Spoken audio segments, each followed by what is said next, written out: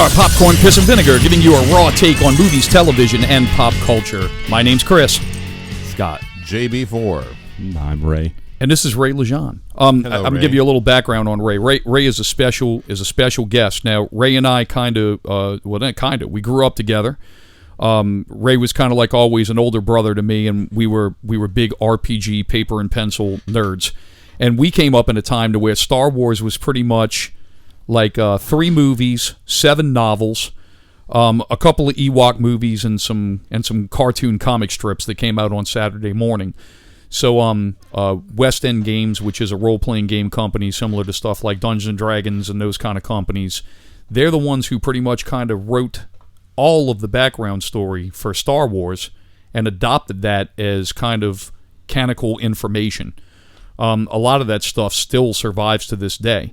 A lot of things that the nuts and bolts of the things they created, like the races to these characters and the serial numbers on weapons and companies that created the X-Wing fighter, that stuff is still all very much in the canon today. It's really only the events of things that they've changed.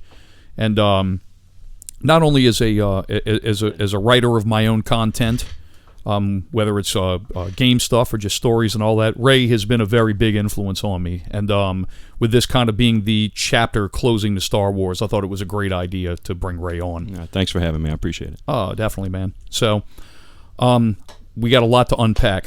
So let's jump right into this thing. Why don't you tell people what we're doing? We're going to do a very spoilerific review of The Rise of Skywalker, the quote-unquote final Star Wars movie that deals with the Skywalker saga until they realize that they need more money and we get episodes 10, 11, and 12, which I'm sure that'll probably come down the road at some point. But I'll just start out with the basic plot. The movie... Can you? Yeah. I mean... No wonder you need notes. A 4-hour show. Well, no. It didn't be a 4-hour show. I'm going to give you a basic plot synopsis. From the very beginning of the movie, we find out that Emperor Palpatine made his first appearance in Return of the Jedi and it was into the prequels. He is alive. They need to find some kind of device in order to locate him. And he's alive like the Queen Mother in... the Star Trek Borg movie. Yeah, that's a good call. Like kind of reminiscent of that. So the Emperor's alive, and the Emperor is mounting yet another fleet to conquer the galaxy. And they can't find him because he's on some secret world, and you need to have some kind of Sith artifact to find him, which there's only 2 of them. Of Star Destroyers that apparently can destroy planets. Hold on, dude. We're gonna unpack all that. So I can't wait. Like I said, basic. Hold on, were you man. going to get back to that towards the end? Oh, dude, this is going to be the most comprehensive Star Wars show dealing with these sequels that you've ever heard. Okay. So, anyway, there's 2 Wayfinder devices. A Sith Wayfinder device. There's only 2 in existence. Kylo Ren has one because he wants to kill the Emperor and take over, and Rey is searching for one, which it is revealed that Luke Skywalker was looking for it, I guess.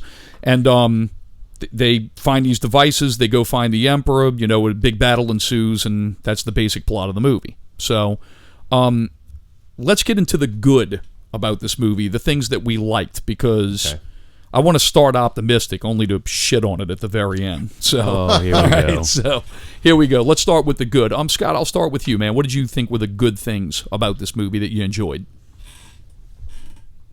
As he yawns. That's my thinking look. I was trying to get my jaw.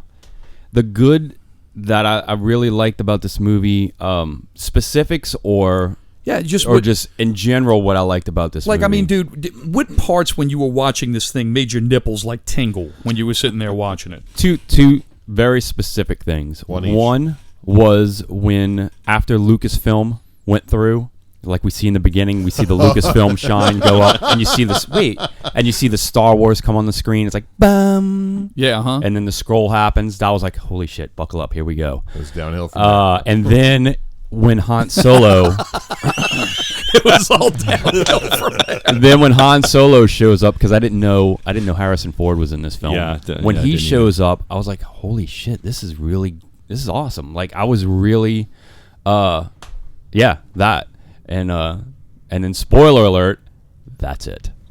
Okay, there you go. All right, what about you, John? What did you like? buying the popcorn and credits. No, I didn't even like buying the popcorn. Like The Force Awakens, it looked good.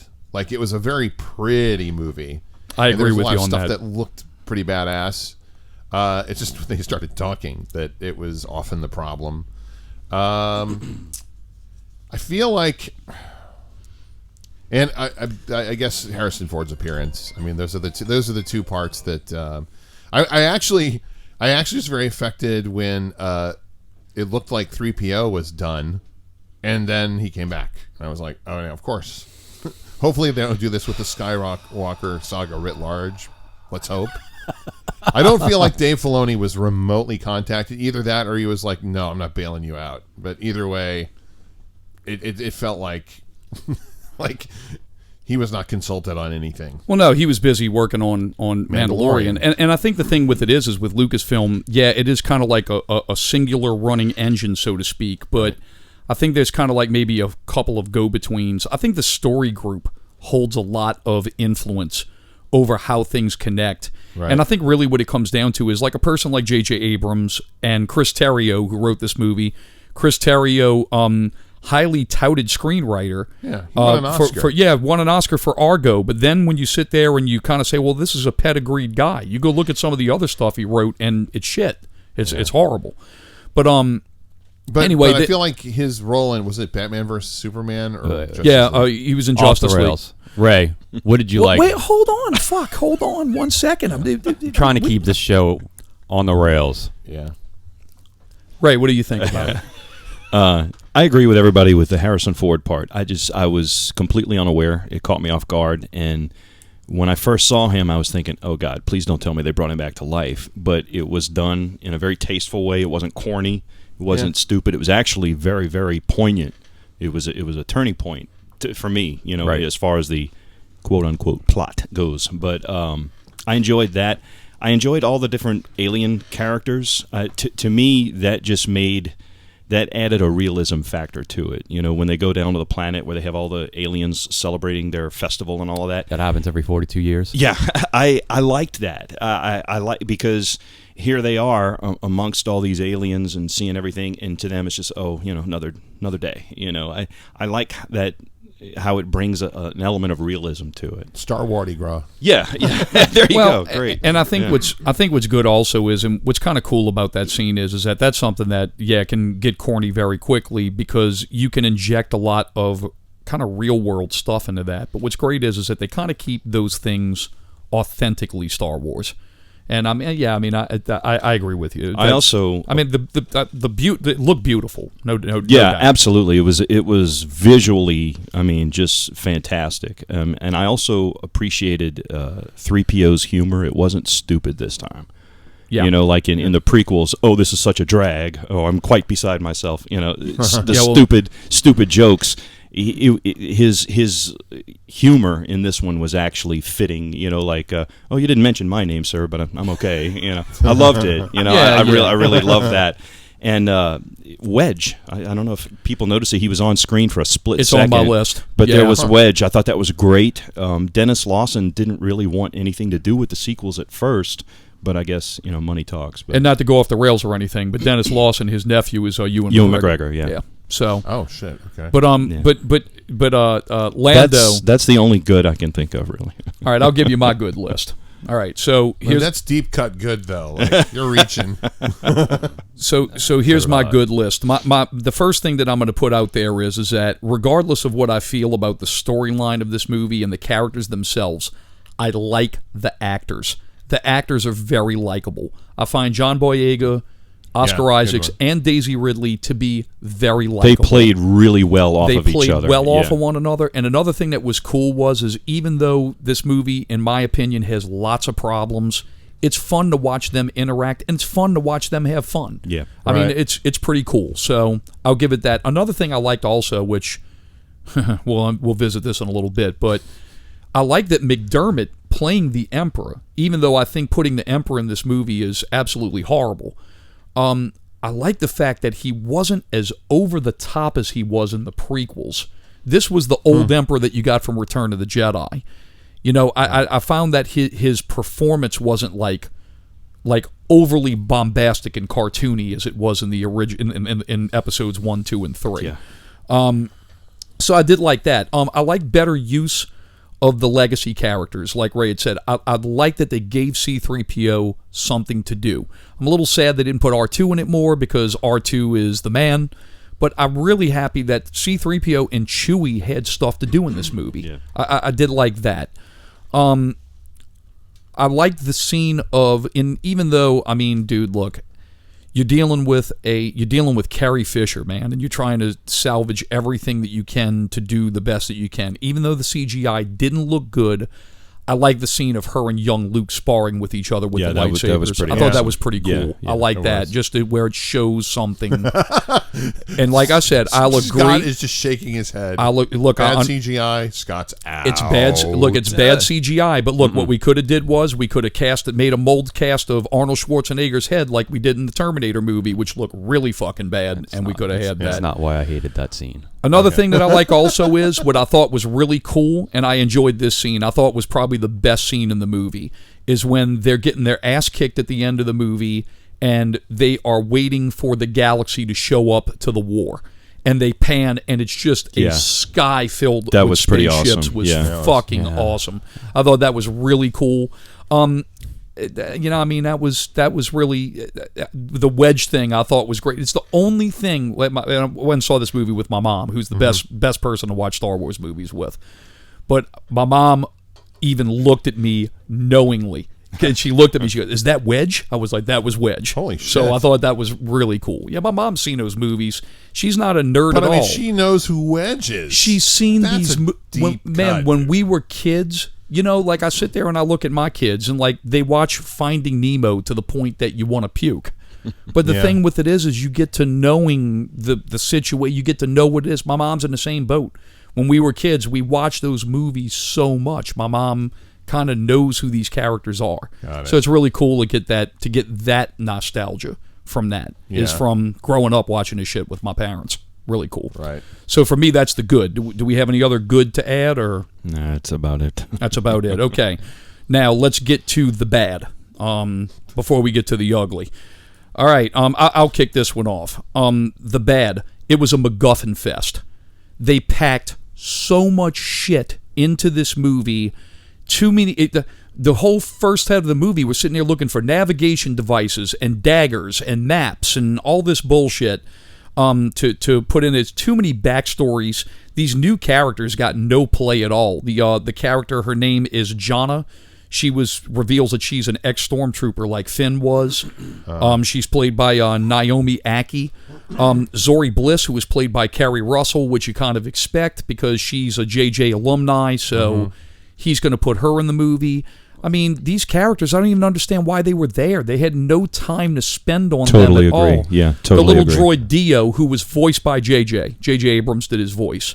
The little cone-headed wheel droid that they reactivate in the ship. That's BB-8 makes that. Yeah, BB-8's buddy that they have in the movie. I think they called him Dio, huh? Yeah, Dio Yeah. is the character's name. I mean, dude, they had these kind of like funny little moments, but I'm sitting there, I'm like, man, I'm used to Star Wars movies to where they show you something new and they really kind of develop. They develop the stuff in screen time. Can I tell you why? You had no time at all. It's because they took an entirely new trilogy and put it in that one movie. Oh, I agree. Yeah, Right. And that's what they expected you to like. Half of this movie spent time trying to retcon The Last Jedi, and the other half basically was a huge apology to the fans. And that's the next thing that's the bad of this movie. The member berries. So much fan service, it didn't even feel like they were apologizing. They were literally pandering to the audience. And here's what I will say.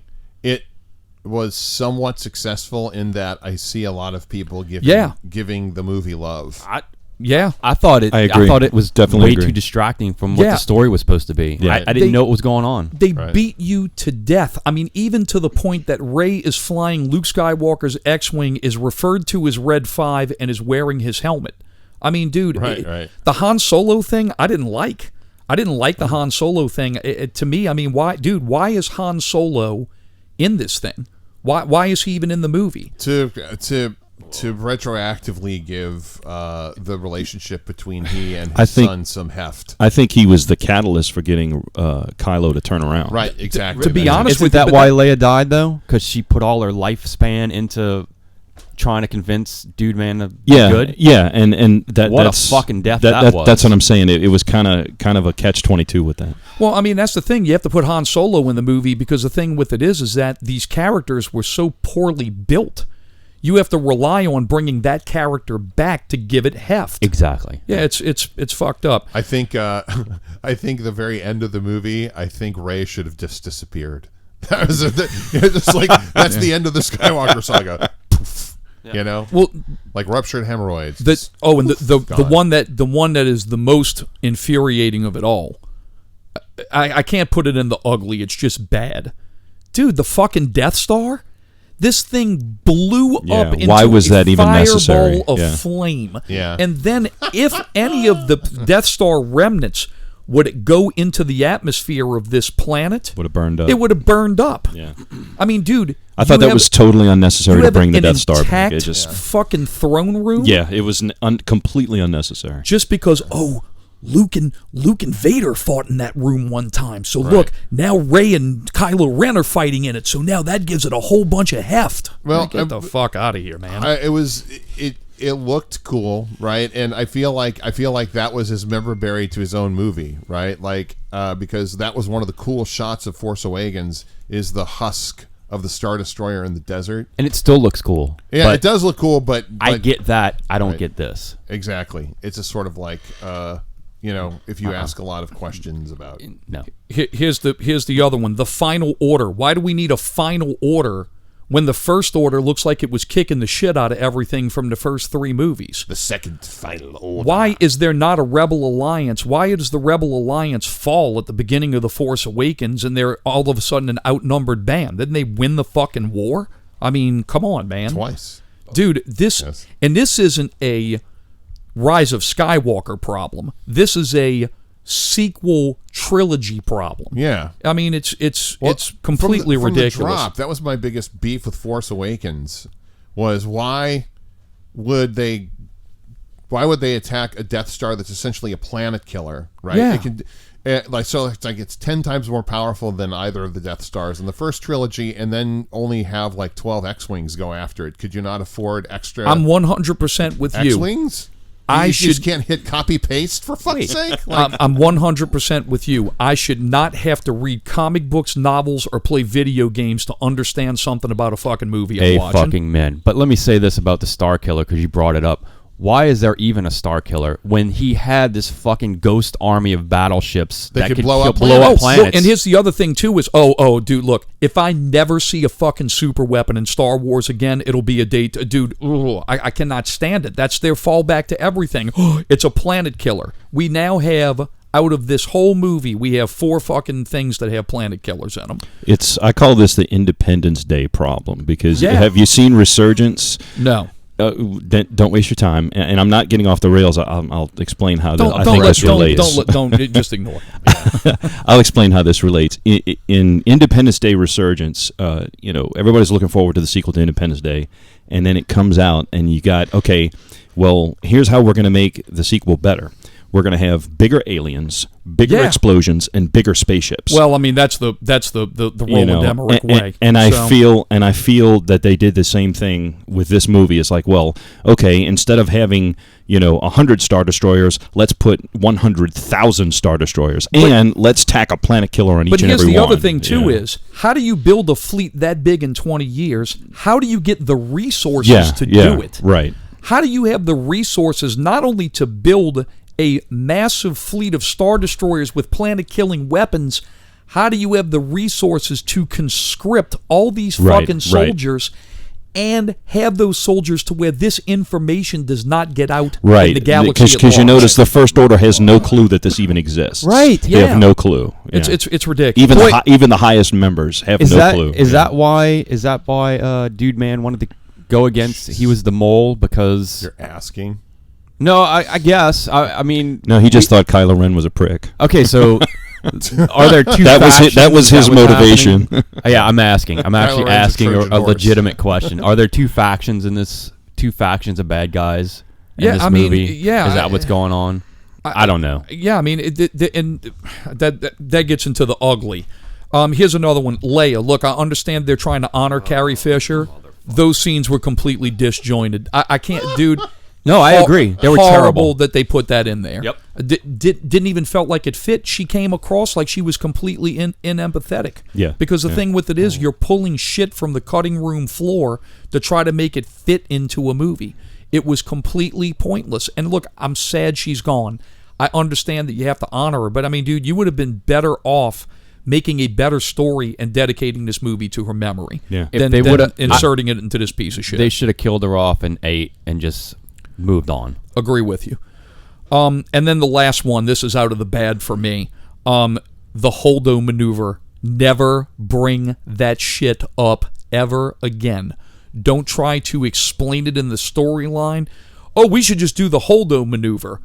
There's only a 1 in a million chance that happens. What? Aiming a fucking ship at something in hyperspace and through it? Right. Fuck you. Which was completely Fuck Rian unnecessary to Johnson. begin with. So. It broke Star Wars. Fuck that fucking guy. And that's what that comes down to. When did they do that in this movie?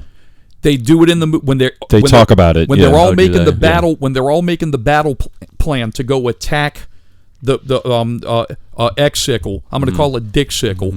When they bring the whole flight over there to go kill Dick Sickle, the guy Dominic Moynihan that plays in the second best television show in history, Lost. Yeah, he is. When he sits there and says, "Oh, we should just use the Holdo maneuver." Oh, Fuck okay. off. All right. Fuck off. All right, so that's my bad list. I didn't know it had a mean, name. Do you guys have anything else to add to the bad? I thought the pacing of the film was awful. Oh yeah, totally. I mean, Yeah. it's like it starts off and you're like, wait, where are we? What's going on? What's happening? You know, and it keeps. I think the movie was in such a big hurry to try to get out of its own way to get to the next scene that you're kind of like, wait, what's happening here? It's the pacing was awful. 3 movies in absolutely one. awful. Yeah, it was absolutely awful. Yeah, I mean the thing with it is they were this thing. I'll get to that in the final. I'm sorry. I'm just Calm yourself. really Calm fucking yourself. I was just aggravated. about to say the bad and the terrible are kind of indistinguishable. Yeah, for me, there is no difference between the bad and the ugly. Oh no, there is ugly. There is ugly. Do we have any more bad? I'm gonna give you the ugly next. Do you have any bad, John? Not that you guys really haven't covered. As a friend of ours pointed out earlier this morning in a text, Lando's dialogue was pretty terrible. Lando, I don't even understand why he was in the movie either. He Member didn't. berries. He I didn't don't play. either. He was member berries. That was pretty much He it. didn't move the plot along at all. You Nope. know what I didn't like? The other thing that He moved the plot along for a completely ancillary character. that whole planet. Why did they go to that planet Yeah. to begin with? Like so we could see, So they could find. Burning Man, and they all do the Macarena. That was terrible. Well, they had to go to excuse me. They had to go to Burning Man because that's where Luke's search left off to go get the To Wayfinder. find it, yeah. Which, by the way, if Yeah. Luke was always searching for this device, this map to find the Emperor, he must have known the Emperor was alive. No, you got to realize something because Luke was an attempted murderer because he tried to kill his nephew in his sleep and he had to go to a planet and basically say fuck the world because I totally forgot that I redeemed my father and put my own life on the line to redeem my father. So I'm going to go sit and be a bitch and hate myself on a fucking planet. So he wasn't looking for a Wayfinder. He wasn't.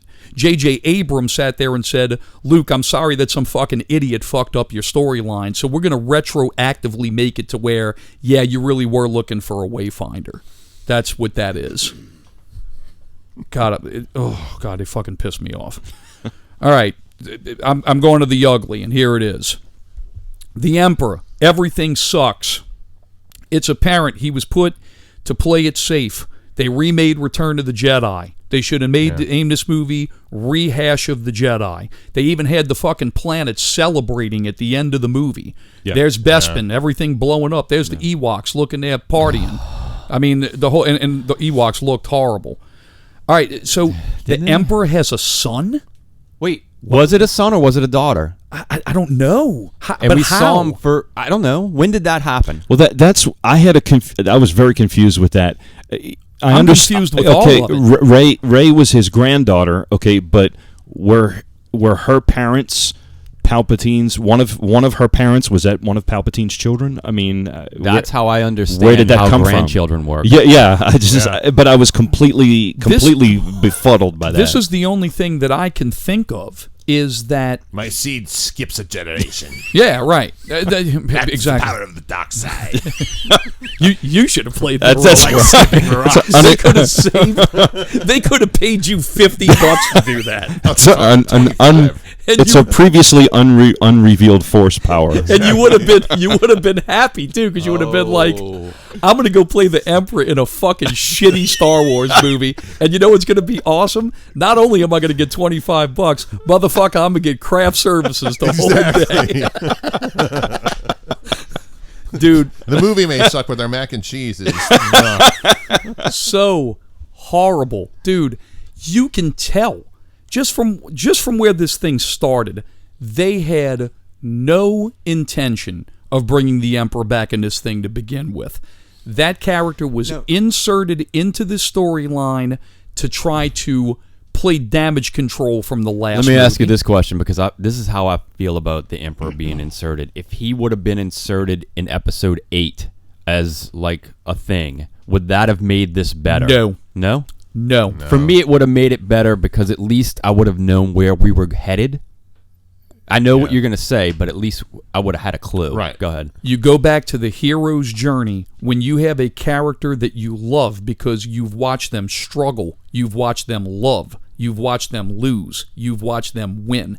And one of the major tipping points to that character's development is to defeat his enemy. You do not bring the enemy back. Well, it makes the redemption and the sacrifice of Anakin Skywalker and the attempt by Luke to save his father meaningless. Completely worthless. I looked at that this way: is that okay? You've got the turning point where Vader realizes, wait a minute, this is my kid. You're killing my kid. So fuck you, Emperor. You're gone. Okay, and then that is such a dramatic and emotional turning point in the original trilogy, and then basically this movie just said, well, it doesn't matter, we got 1,000 more Emperors in these clone tanks over here. Yeah, so, I mean, that's what it is. So it really just rendered all of that pointless. Let me ask you guys something, because I remember this being part of the spinoff, was that the Emperor did have essentially a bunch of bodies lined up that he could recycle himself. That was in the expanded universe, but that stuff's been struck dead. Yeah. Right. And I didn't like it. I didn't like it back then. Me neither. That was Dark Empire in '92. Dark Empire comic series. I did not like that series at all. So that was arguable. I mean, I'll put it to you this way: I can see JJ going, "Hey, it's part of the expanded universe that we shut down. We'll just reactivate that because it's convenient." You have more ugly? Oh yeah. Okay, go ahead. Oh yeah. Here's another big ugly also, and this is something Should I just that's stop talking. Scott? This is something I can. It's cool. This is something ugly from the very beginning of this whole series. The Rey character. You're going to tell me that Rey, who has no fears, no weaknesses, has not had to struggle against anything, has won every battle she's in, has basically learned how to become a Jedi Master in time of the movie in about a year and a half through no adversity. Really, 10 minutes. I mean, she was able to Jedi mind trick somebody in the first movie. Well, that's what I'm saying. I mean, the thing with it is that this character has no adversity. And the thing with it is that she's going to... She had one piece of adversity when she thought she killed Chewbacca. But that was the only piece of adversity she had. So the thing with it is you mean to tell me that this character is going to turn to the dark side of the Force when she has not had one iota of temptation or fear or anything? She was bored. There's a lot of bullshit that gets thrown on the internet, and a lot of people say really ugly things. And, I mean, I guess you can make the case that those things are there depending on which way you politically lean. But look, this has nothing to do with feminism or race or anything. What this all boils down to is lazy and poor writing. That's what all of this has to do with. You don't have to bring up any of that other shit and make an asshole out of yourself. Just call it for what it is. It's junk. No, you're right. It's fucking junk. But she's not the only one. They were all written poorly. Every single character was written poorly in that show. movie. I care about her just a little bit because my kid thinks she's cool, and that's kind of wanting because she much rather watch Liv and Maddie than watch fucking Star Wars. But as far as like Poe and those characters, Yeah. I mean, it's fun to watch them have fun, but I don't care about them. It is like Chalat said. It is for kids. You know what I mean? I think kids will get. I disagree. I disagree too. It's Disagree. not. My kid doesn't give a fuck about that. She Yeah, liked she's a Rey teenager, for a though. minute. Not when this movie. Not when. That's Force very Awakens interesting came out. because I took my 16-year-old daughter to see it, and she absolutely loved it. She thought it was fantastic. There you go. Really. Yeah. Real And ride. and we were talking about it on the way home. And I was telling her my thoughts, pretty much what I'm expressing to you guys here, and she's like, "Really? Like she didn't get it. She didn't Yeah. understand." You know? Well, we grew up with this stuff. Yeah, and it's different generation, and they don't, these are part of our culture and our mythology. Whereas to her, she only discovered Star Wars like 5 years ago. Yeah. So it's I told Chris this a little while ago. Let's say this is it. Episode 9 is the end, and it's going out like this. That pisses a lot of people off because this is the end of their childhood thing. Yeah. Forever. That's well, what we've and, grown and up I with. think, It's a and lot I like think. life. I think It's I think they disappointing. thought that fan service was going to be okay. Well, since this is it, we got to satisfy all these people. So here you go. Here's this, and this. But it was too little, too late, and it was all pointless insertions of certain characters and scenes. Like when Luke raises his X-wing out of the water by Octo Island, and they play the same music that when Yoda lifted Luke's X-wing not out the of same. Dagobah. Like I mean, they probably just went over to Kmart and bought the fucking soundtrack. Yeah, and I said, mean, hey, I use was track like, 5. I was like, really, that was really kind of cheap. Oh, yeah. Oh, no doubt. It was a cheap shot. No doubt. Yeah. I mean, and it goes for the same thing with the Han Solo movie. There's a lot of all of Han Solo's themes from every movie is put into the end of that movie when they're doing the Kessel Run. But if you go listen to that track, which is called Reminisce, what's great is that the guy took those themes and intermingled it with the themes that he put in Solo. Yeah. And it's really clever how he kind of matches and mixes everything together. Yeah, that's the way it should have been done for this one. Yeah. I think this is a super unique burden Star Wars has, is that you can because on the one side you can say, well, do you know how much time and energy and work goes into putting a movie together? At the same time, the Star Wars fans aren't merely people watching something unfold. They're people that have creatively invested energy into helping craft a story that 9 out of 10 times is better than what they generally turn out, which is why Filoni is such a rare bird and great for his job. But in this case, it just feels like, how sometimes people are brought in to reboot a franchise. Like JJ was brought in to reboot Star Trek, and he was like, I really didn't watch them all. I just sort of sat down and looked at it as a fresh story. It feels like you cannot do that with Star Wars. Can I quote Dave Filoni? Yeah. I feel a responsibility to this brand. Whenever I do anything with Star Wars, I ask myself this question: what would George do? Yeah, absolutely. Right. And that's the reason Absolutely. why The Mandalorian fucking rules. Absolutely. Because, go figure, they wanted to make something like Star Wars. If they would've- wanted to try, I don't understand what is this attraction to try to make Star Wars something it's not. If they would have aired episode 8 of Mandalorian last night, I would have rather stayed home and watched that than go see Rise of Skywalker. I agree with you. By the way, and I know this is not a Mandalorian show, but I think as much as I loved a lot of the shots in Rise of Skywalker, the coolest shot since the TIE fighters in Force Awakens at sunset, which is awesome, is the shot of Baby Yoda getting picked up by the biker scout. That's a shot of him just banking around and grabbing him. That was really good. Pumped. That was really good. Yeah. I mean, this is kind of segued into this, given the final thoughts on the trilogy. I mean, look, I understand why The Force Awakens was made the way that it was made. People seem to forget that these prequel movies were very, very divisive, to the point to where these conversations were very similar to what we're having right now. Oh, sure. They had to have goodwill given to the fans, saying, look, man, we're going to make a movie that really celebrates the original trilogy. It's a very, very safe movie, and I understand why they did what they did. But, I mean, after that, if you have no plan and you just sit there and you tell directors, hey, look, this is kind of like a loose outline of what we want to do, and this is kind of where we want to end. Just kind of do what you want to do. It's You just can't not, do it's that. not going to You work. can't do that with Star Wars. And some It just- some people are happy with that, but I mean, that Last Jedi movie, man, is terrible. I mean, I understand it's thought risky. this movie was worse. I did too. I agree. Yeah. Well, then, if that's the case, let's get into our top list. We'll rank them out. Are we ever going to do what we would do different about? Yeah, we're going to do that toward the Okay. end. So, so I mean, pull out your list. What's your I can go first because mine's pretty easy. Yeah, you go. Okay, yeah, go ahead, Scott. Mine's pretty easy, and I know what you wanted. Start from worst to best. Worst? Start with the worst. Worst to best. Yeah. Everything that's not episode 4, 5, and 6, because as I've watched, 4, 5, 6, and 7, everything that I've watched thus far, and I made a list and I had it and I checked it twice. I was Santa this whole time, and then I realized, you know what?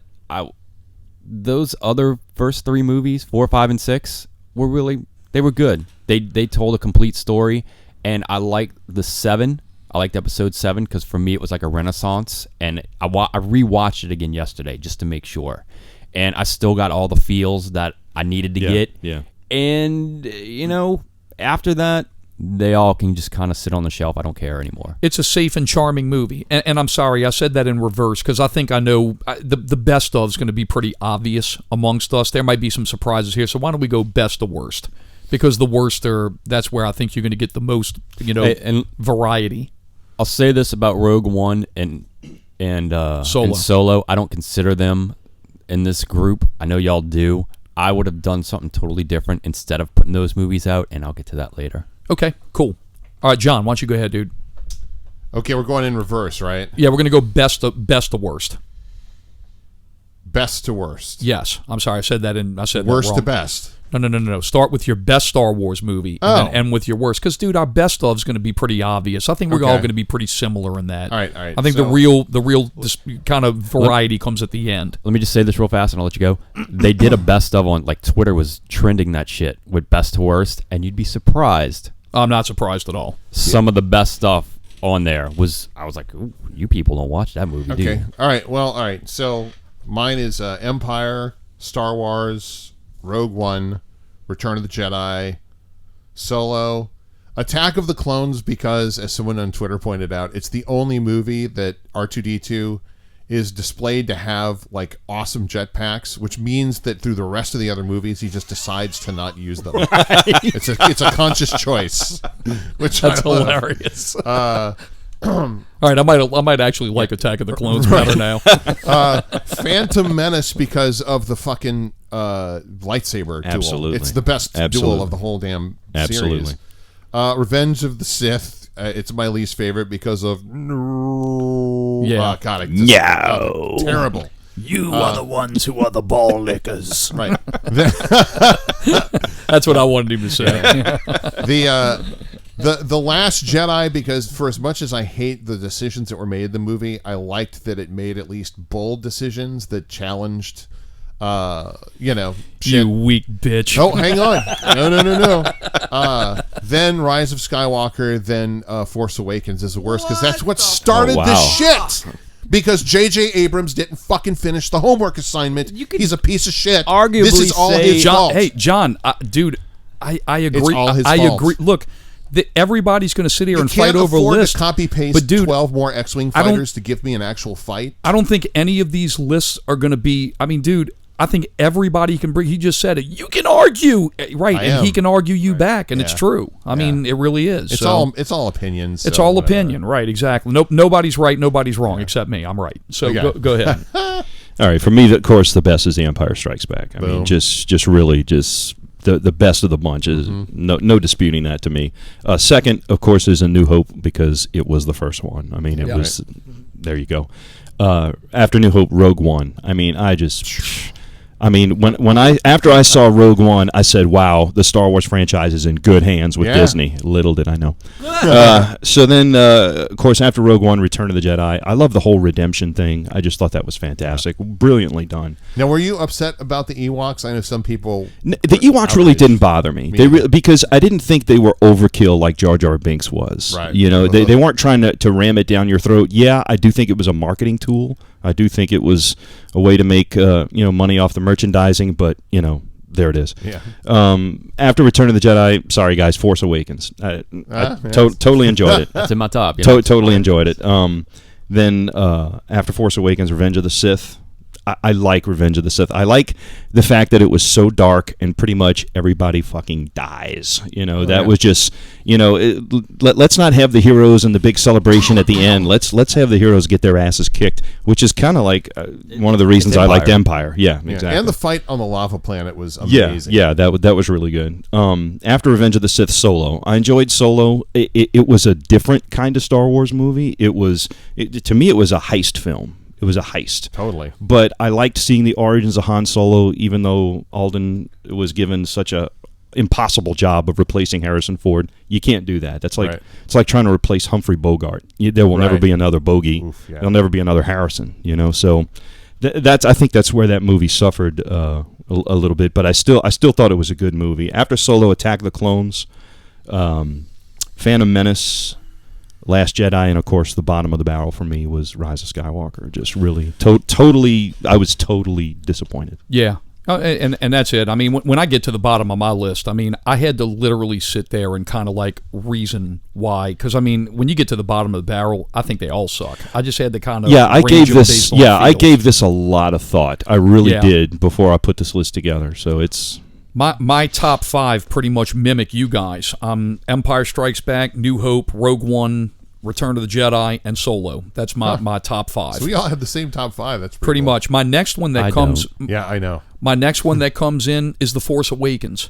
I really hated the prequels that much, and even though The Force Awakens was a copycat movie, it still gave me all the feels. It was charming junk. Yeah. It was completely safe, but it was charming. I like the characters, and in that movie, just looking at that movie for what it is, I thought the stuff that they set up was pretty intriguing. I mean, I thought it was cool. So, and the characters were pretty likable. I mean, with the exception of the Rey shit, I think if in other installments done properly, you could explain that stuff away. But I'll show you how to fix it when we do our fix thing. My next one would be Revenge of the Sith. I actually like Revenge of the Sith the most out of the prequels for the simple fact that it is the true format for the excellent Clone Wars series. Those characters, their personalities, and what they grow to become is the kind of roadmap for Clone Wars. Clone Wars, in my opinion, retroactively cleans the prequels entirely. It's that fucking good. The first 2 seasons, they're trying to find their way, but seasons 3, 4, 5, and the 6th Lost Missions season is amazing. It's so well done. It was kind of like Star Trek: The Next Generation. First 2 series, it was trying to find its first 2 seasons. It was trying to find its legs, and then when it did, it just really took off. Surprisingly, right after Revenge of the Sith is the Rise of Skywalker. It's actually, for as much as I shit on it, it's actually kind of above the other ones because, I mean, the other ones have some good moments. I think the thing with it is, fuck up, I think in this movie, I had fun just watching the actors. Right. I mean, compared to the other thing the other things that I watch. I mean, the next one online is The Phantom Menace, and why I have to go with The Phantom Menace, even though it has probably the best lightsaber battle, the second best lightsaber battle in the series. I remember sitting in that movie theater, crushed with disappointment over how bad it was. I sat there watching that movie like the whole time, like sitting there saying, I can't believe this after 20 years. This is what they come up with. That's how I felt at the end of this movie. Oh, yeah. See, that's the thing. It took the Phantom Menace for me not to really be. I have antipathy toward this shit now. It's not like you broke my heart. I'm just like, fuck you now. That's kind of how my opinion is on that stuff. You're like now. an abused spouse. Pretty much. The 5 stages of grief. The 10th, the last, second to last would be Attack of the Clones. It's definitely a hard. It's hard competes for the Last Jedi. Last Jedi to me is the worst one because it breaks Star Wars, literally breaks it. And Luke Skywalker like squeezing green milk out of an alien sea cow's dick pretty much like serves as a metaphor of what you think about that character. And the Holdo maneuver basically breaks the entire way of how hyperspace travel works, and you basically start making me ask questions as to why am I going to sacrifice the lives of hundreds of people when I can just take R2 units, pre-program them with jump coordinates, and just send them through the entire Imperial fleet and kill them. Exactly. I mean, that's why I hate The Last Jedi. The reason why Attack of the Clones to me is bad is because just the dialogue, the acting, the acting is so horrible. Yeah, I recently rewatched that with my youngest daughter, and when they're on Naboo and he kisses her for the first time, no, I shouldn't have done that. I'm like, oh my god. Oh, it's it's just so bad. And then when they're in the room with the fire and she's in the bondage outfit or whatever, and that whole scene is just makes my skin crawl. Yeah, it's just it's not well done. If you are in torment as much as I, please tell me. Good God, really? Yeah, the dialogue is horrible. The acting is so wooden. Like you don't buy the relationship between these people not at all. Not at all. I mean, really, truthfully, I mean, Ewan McGregor is kind of the bright beacon of that whole series. Well, actually, Harrison, Carey, and Mark have made many comments over the years about how George Lucas, he's a world building director. He's not an actor's director because his only direction was faster and more intense, faster and more intense, faster and more intense. So much so that became a joke on the set. So here we are. That same director, of course, he hasn't. His directing skills haven't improved. And here are his actors, and they're doing what they're being told. And in George's mind, it's like, okay, well, that's good, but it's really not. Dots connected. Yeah, exactly. Yeah, so I mean that's really what it whole thing comes down to. But look, everybody's viewpoints that they've brought up. I mean, I agree, Scott. At the core, Scott, I really agree with you most. I was going to say as much as we go back and forth. When I left that movie, I go, I'm going to make Chris's day. Well, what's really funny is I was like, I think he's going to hate it. I told Chris, I was like, I think Scott's going to hate it. I really do. I don't see how you like this movie. Right. I really don't. Look, I'll say this about the people who do like it. That's fine. Yeah. Oh yeah. I mean, that's fine. I'm not going to turn around and shit on. Well, I mean, it's all relative. Different. It's all relative, I mean, like I said, my 16-year-old daughter thought it was fantastic. She was riveted the whole time. I was like you were with Phantom Menace. I felt crushed. Yeah. Like after the first 20 minutes, I'm sitting there thinking to myself, well, maybe it's going to get better. Mm-hmm. Maybe this is just warming up, and then it just kept going and going. And there was actually a part where I literally sat there and said to myself, I wonder how much longer this thing's got. I just really, and I've never felt that way about a Star Wars film before. Yeah, even Last Jedi, I didn't feel that way. No, I didn't either. Well, I think because Last Jedi kept having twists and turns where you're like, what the fuck is going on? Which I enjoyed having that feeling in a Star Wars movie. I mean, the whole prequel series, eliminating the whole political side quests where you're like, all right, that's a thing, but we knew the story.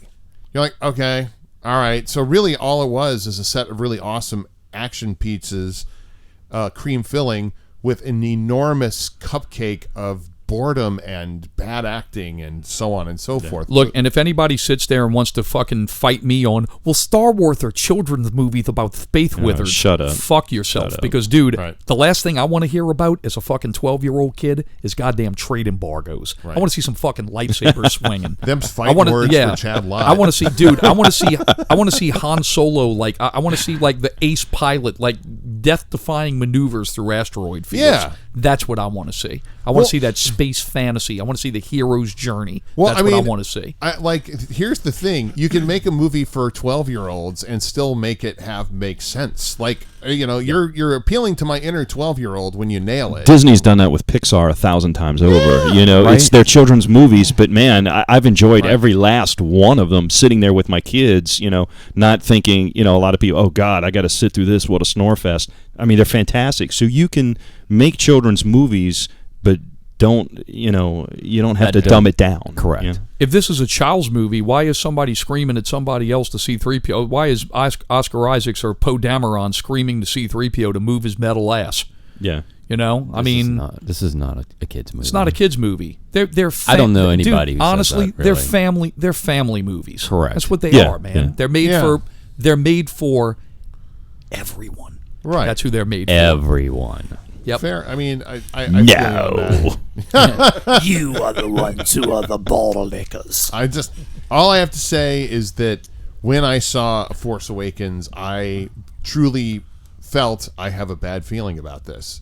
After JJ's John, bona dude, fides with Lost, and you can fucking go back in time and listen to what I said. I was like, I delete those episodes. Of course you do. Them anymore. You're smart, See, though, dude. I tried to help you. I'm trying to fucking help you. You're Scott. smart, man. I'm a dumb bastard, so I don't see those things. I don't see those things. Well, and here's the thing. I think the people who have invested creative capital into expanding that world, even if it was just on their off days, like, what would be cool is, I think those are the people that you are never going to make happy. People like us, right? That's not true. But you know me. Well, yeah.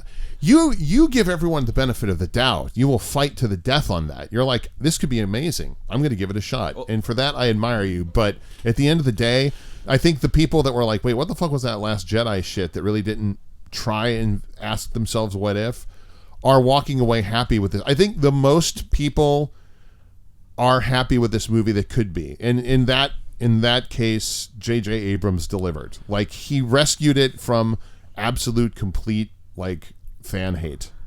What I like about going back to Scott talking about the stuff with this ginger. I mean, he and I are in a constant war of saying "I told you so." That's pretty much what it comes down to. He told me this movie's going to make $2 billion. $2 billion. This movie ain't going to make $2 billion.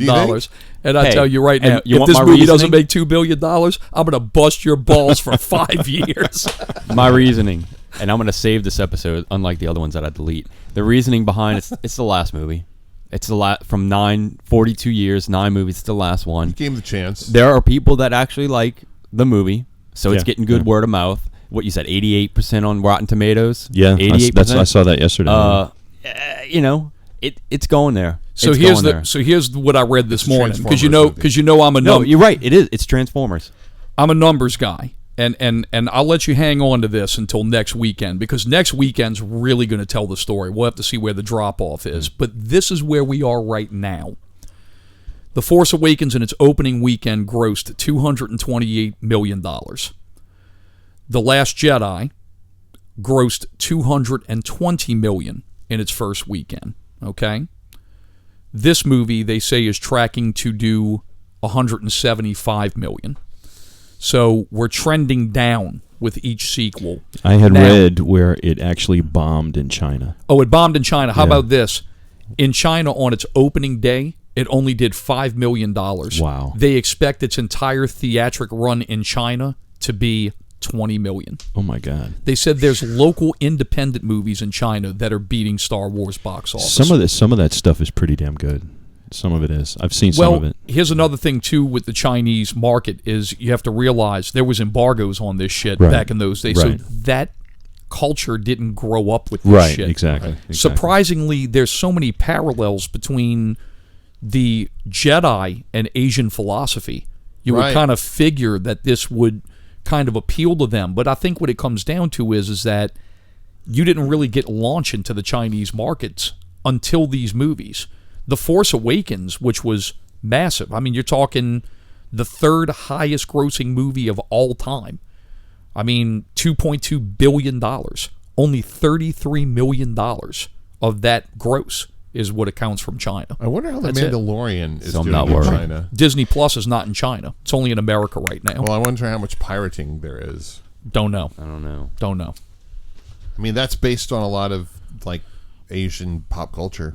Oh, definitely. Well, yeah, I mean, definitely. You could see the Akira Kurosawa Right. draws, Big time. Seven Samurai, and all of that. You can see a lot of that from in The Mandalorian. and I can't make the I guess the correlation to it, but they're saying that a lot of people have pointed out that this new sequel trilogy is very lifted from The Last Airbender. They said if you watch that series, this sequel, Star Wars sequels, M. Night Shyamalan's are very well not Airbender? well. I mean, No. no, based on the animated, The animated, yeah. like which I know. is like highly heralded stuff. Yes. They're saying, but yeah, they took his shit instead of the real shit. Right. Yeah, they're saying that there's a lot of things. I mean, much like The Mandalorian, there's a lot of stuff to Lone Wolf and Cub and Yeah, Sergio yeah. Leone and Yeah. Akira Kurosawa. So I mean, imitation is the best form of Well, flattery. I Lucas guess. got a lot of his influence for the original Star Wars from those sources. Those and movies in yeah, general. Yeah, exactly. It's a movie Yeah. about movies, basically. All right. Well, I mean, we spent a shitload of time, but look, let's just do this for fun, just to wrap it up. What would you have done to maybe like fix these movies to make them better, so to speak? I mean, that's always the big thing. Is like Star Wars fans will never be happy. Well, of course, I mean, okay, but what would have made these movies? I mean, you have to kind of stick within the guidelines of what they created. What little tweaks would you do, or which way would you push it to make it a little bit better? I'll start with you, Ray. What you got?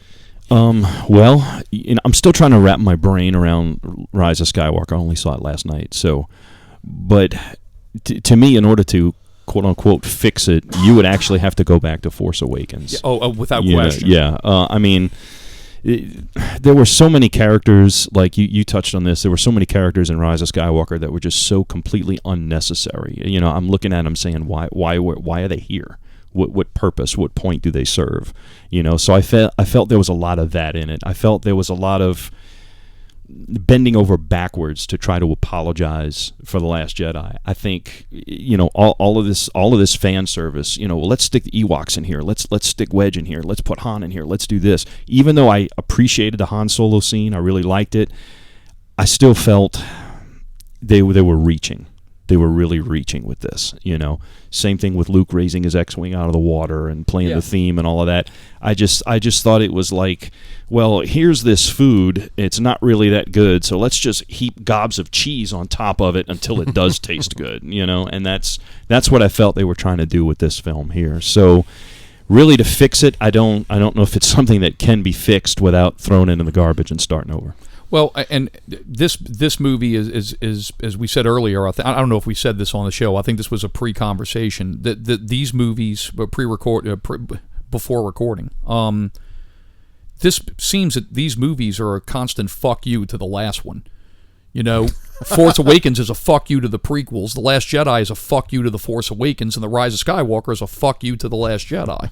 So that's what you're dealing with. You're just dealing with people trying to dogpile one another to fix the things that they shouldn't have let get out of control to begin with. Yeah, I agree. So, I agree. John, what would you do to fix it? Beat J.J. Abrams to death with a garden hoe after the first Star Trek movie. So, in other words, what would Patton Oswalt do? Exactly. Right.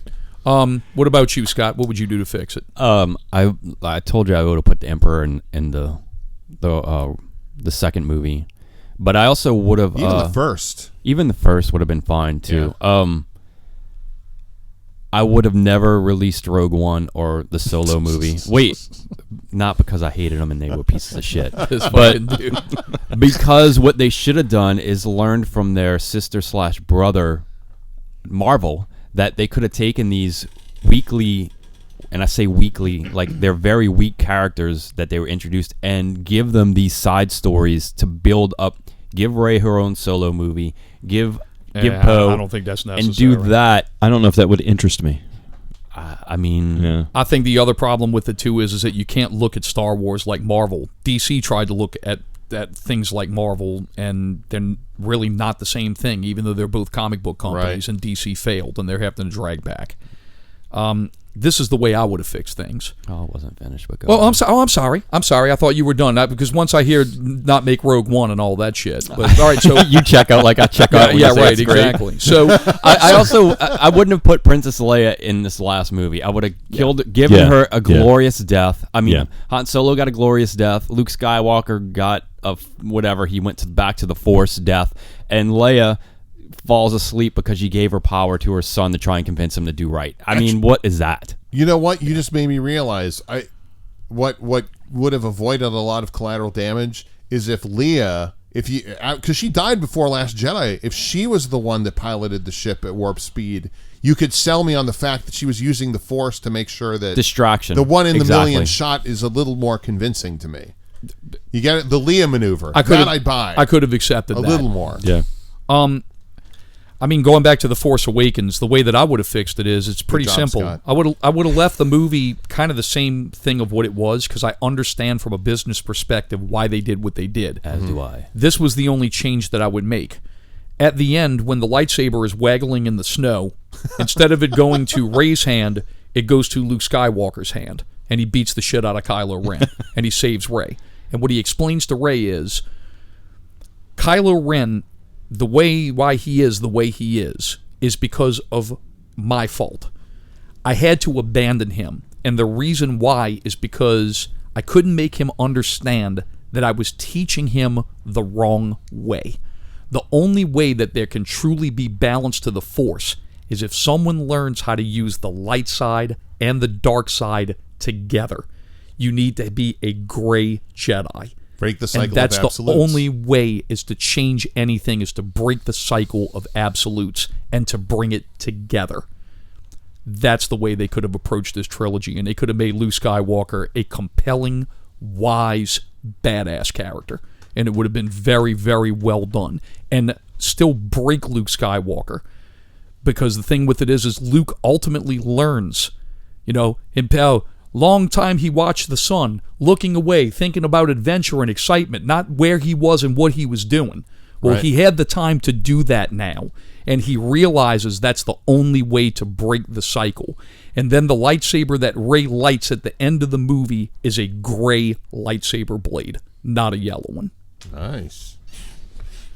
That's how I would have fixed it.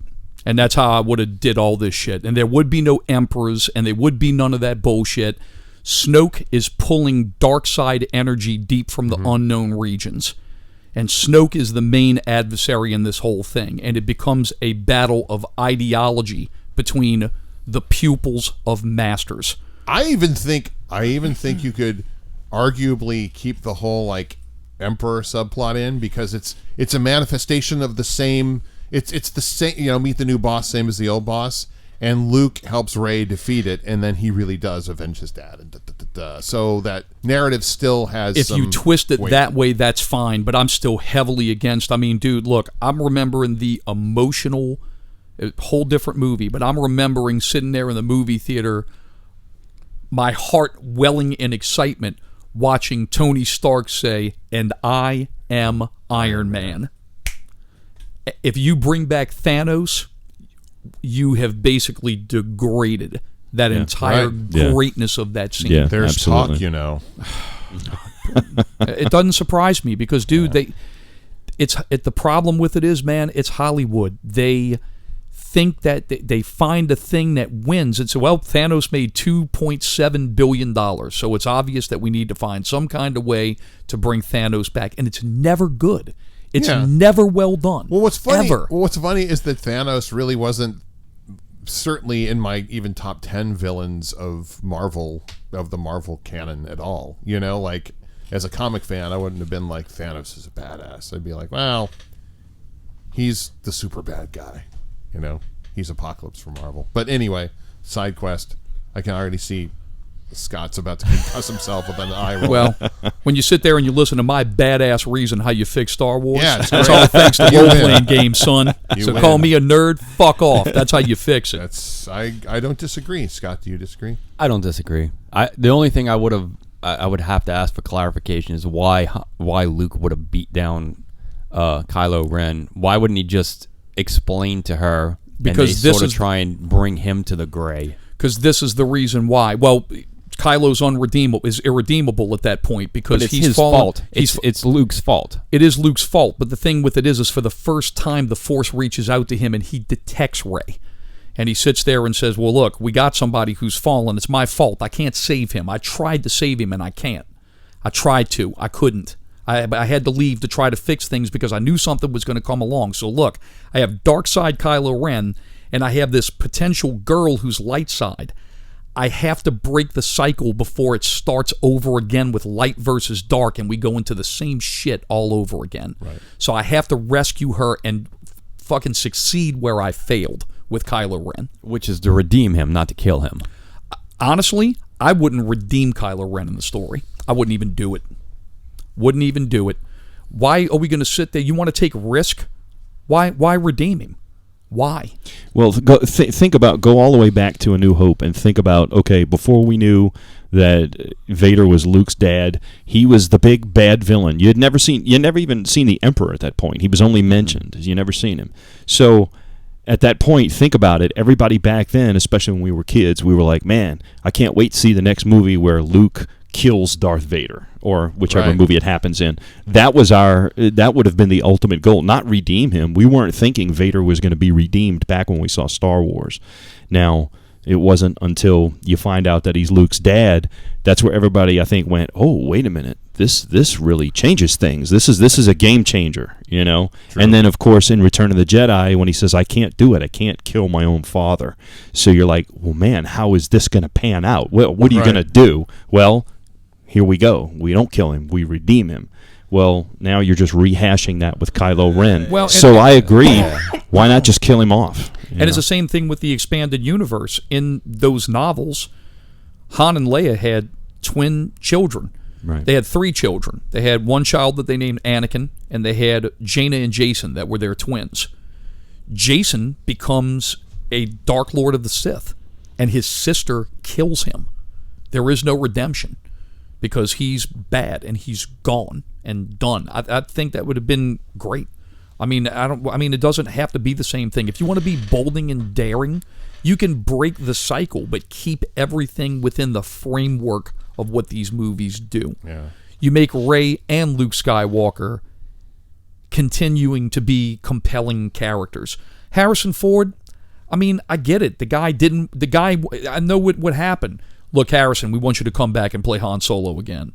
Okay, I'll do it, but you got to write me out because I don't want to be. He's been wanting out since Empire. He wanted to die in Empire.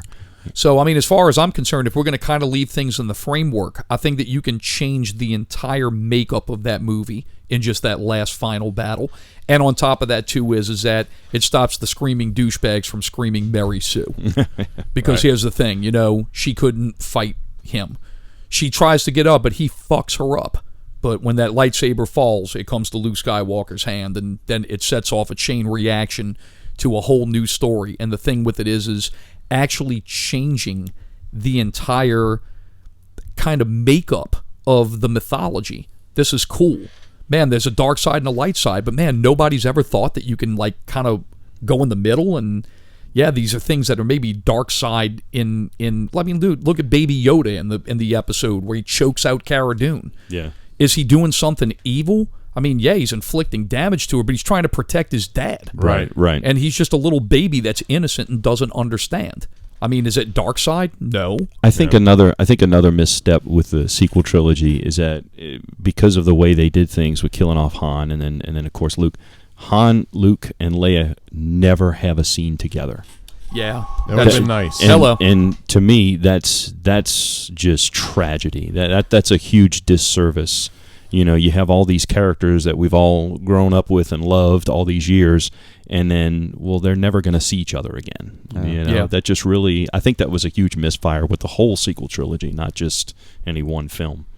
Yeah, I mean, and that's the thing. I mean, I'm sure we could go another hour with this thing. What are we at now? 108. 108. Holy shit! This would be a 45-minute show. But hey, look, it's good. I mean, we had a nice talk, good chat. Really proud of you, Russ.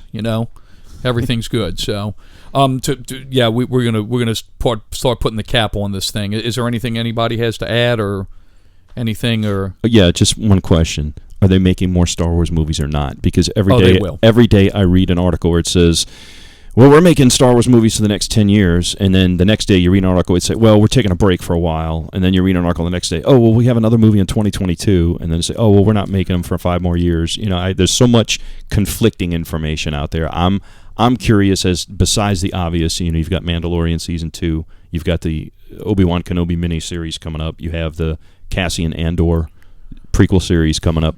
What's next and cinematically? Clone Wars, right? I'll give you a prediction on this. I think that this movie might do a little bit more money than The Last Jedi. The Last Jedi finished its box office run at $1.3 billion. I think based on Scott's stuff, right now, next week I'll really tell you. I think at this point it could make less or it could make more. But if it makes more, it's not going to be much more. That much more, yeah. I think that this is going to be deemed as a failure to Lucasfilm.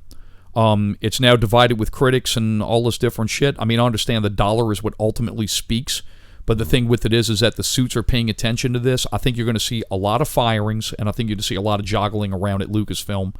I have no doubt that Jon Favreau will be named CEO of Lucasfilm. Yeah, and Dave Filoni will take some larger role in a bigger, prestigious thing in the company. I think that you're going to see Disney Plus. It has now tracked so exponentially well and has brought the fan base back together. I think you're going to see them push more shows on that format to kind of band-aid the brand. I think more movies will come eventually, but I think it's going to be based on how this performs. 2022, I don't think so. I think it's going to be probably about 5 years until you see another movie. And I think it's going to be something that's going to be more in vein. Hey, might even be to where you could sit there and say, we're going to make a Mandalorian movie. I was about to say. Or whatever TV show they put out that's popular at this point. Yeah, we're going to make a movie based on the Mandalorian character. That's what we're going to do. And that could be very well a Rebels movie. Yeah, I believe they say the Mandalorian's like the most streamed television show in history. Yes. Yeah. Even surpassing Stranger Things. Yes. It's just, So, I mean, Disney's definitely got lightning in a bottle with that, and they have to stay on target. They have to be able to keep making this as good as it is. And I think if they're using the people that they're using now, I think it can only succeed. Oh, I agree. Yeah, I mean, this might be one of those things where it's like, all right, we have to finish this saga. Let's just do it and get it done. But we also have the Mandalorian, which is kicking ass. So let's look. We did it. Let's take our beating and let's move on. Yeah. And I really do believe that Kathleen Kennedy, they're going to let the dust settle and the smoke clear. They're not going to fire her because they can't. She's too much of a Billy badass in Hollywood. And you can say whatever you want about her. You can't take the accomplishments from that woman. She's a prolific fucking Hollywood producer. Right. I think what's going to end up happening is that... I think she sided with the bean counters too much. Yeah. Well, what I think's really going to end up happening with Kathleen Kennedy is that she is going to be given her own production company within Disney. She's going to step down from Lucasfilm, and Favreau's going to slip right in. That's what's going to happen. That's my prediction. That would probably be the best thing for the brand right now. Yeah, I agree, definitely. And I think that Favreau being named as CEO is automatic fireworks going up in the air with falling Star Destroyers with world-killing planets falling in the horizon of Bespin happy among Star Wars fans. Totally. Even though we referenced the fucking shitty movie. So, there it is. All right. What do you have to add? Nothing. Bring in the Ewoks. Bring in the Ewoks. Okay, well, you got them in this movie. So, I mean, there's something to love, man. Oh, wait, and we got Jawas, too. Jesus Christ. Yeah, I forgot about that. I forgot about that. We didn't get fucking, French Jawas on the wall from fucking... Dick Jawas. Yeah, we didn't... Jawas are dicks. That's what I learned from The Mandalorian. Dude, look, we didn't get the Jawas. Those Jawas, I guarantee you, they sat there and they watched fucking Monty Python and the Holy Grail and said, dude, it's the Kniggets. We have Knigget fucking Jawas. Absolutely. Go away, I shall taunt you a second time. I fought in your general direction as I throw fucking junk out of the window at your ass. Awesome. Now, you have to admit, that would have been the shit if one of those Jawas would have thrown a chicken at him. That would have been great. Talk about fan service. What if we built a large wooden droid? Yeah, that's it. All right. All right, I had enough. Okay, Yeah. have you had enough? No, I'm good, man. Okay, I'm good. Yeah, you had enough. You tired of this Yes. shit? Yeah, because we got to do another show after We do. this. You know, so that's all that crap. Okay, well, look, we appreciate you guys listening. Make sure to jump over to iTunes. Please subscribe. You can also join our group on Facebook. It's the PPV Guys group. We got people posting on there all the time, posting info. We're chatting back and forth. A lot of ball busting, which is always fun. You can also check out our YouTube channel. And, leave us a review and all that good shit. We'd certainly appreciate it. Ray, thanks for coming on, man. Oh, thanks for having me. Thank you, Ray.